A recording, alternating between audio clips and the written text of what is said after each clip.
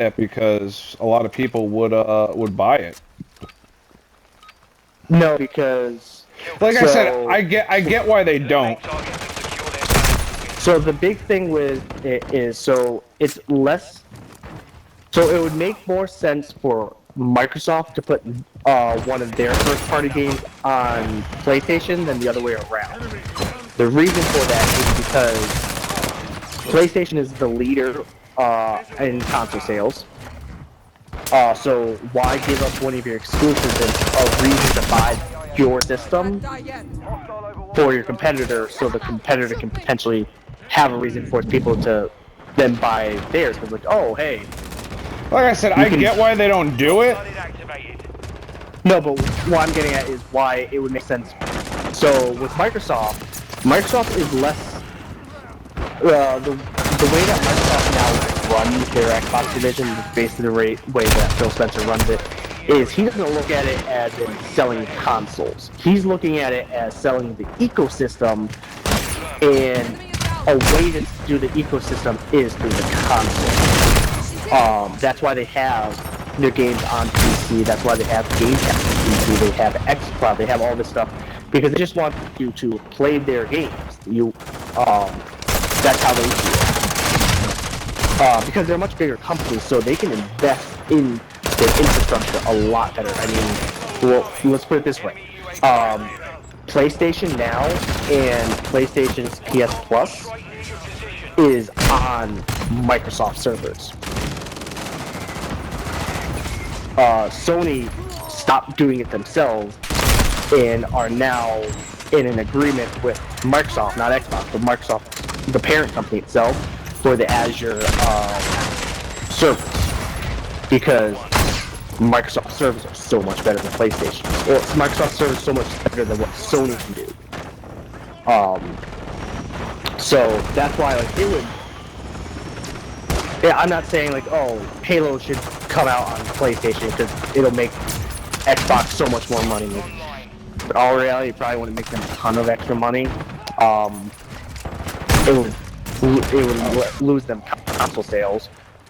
But the big thing is, so they're not as afraid with the whole Activision deal, for example. They're not as afraid to put games, certain games, really, as cross-platform as Sony would.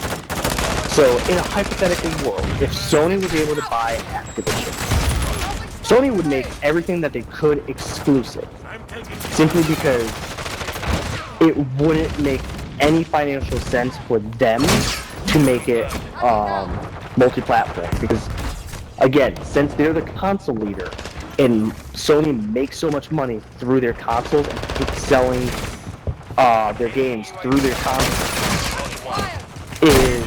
it would not make any sense for them to allow their competitors to have not an edge, but basically throw them a bone.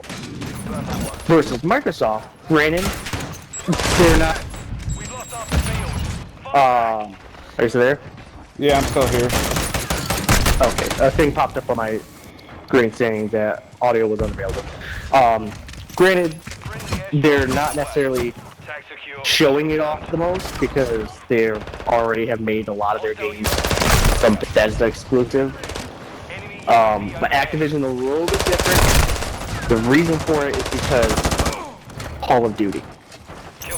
A lot of people were afraid that Microsoft buying Activision, they would instantly make Call of Duty exclusive and it would destroy PlayStation.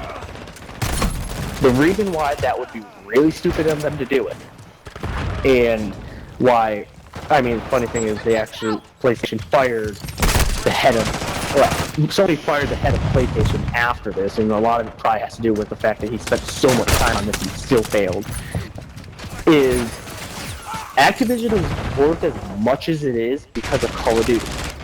Call of Duty is worth as much as it is because it's on PlayStation and Xbox.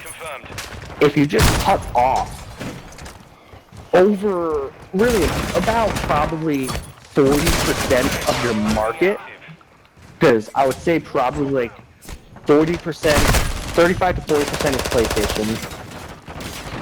About 35% is probably Xbox, and the other 15-20% or so is PC. So if you just cut off almost something like maybe 40% of your market to this huge game that costs a lot of money to make every year, it's suddenly worth a lot less. Yes, you're going to get some people who are going to, and that's what PlayStation was trying to show and trying to prove, is yes, you're going to get some people who only play Call of Duty on PlayStation. That is literally the only thing they ever play. And you're going to get some of those people like, well, Call of Duty's not available on PlayStation anymore, I'm going to switch to Xbox because I play only Call of Duty. You're going to get some of those people. But the vast majority of people would just be like, alright, well, I guess I'm not playing Call of Duty anymore. Or they play it maybe on PlayStation, on PC. But the vast majority of that 40% is just going to not play Call of Duty. So you're going to lose a very large, substantial amount of revenue. So that makes Call of Duty worth less, which makes Activision worth less, which means you've been overspent on Activision. Versus Bethesda, the reason why it makes more sense to make Bethesda's games exclusive for in terms of Microsoft is because Bethesda's games are mostly single player games. So there is no online aspect to the game that requires a large fan base. You just have people who like the game, they play it by themselves. Call of Duty is bigger than me because of the multiplayer base and how many people there are. Bethesda is all about the single player experiences. So it wouldn't hurt Microsoft as much, if anything. It would help Microsoft by having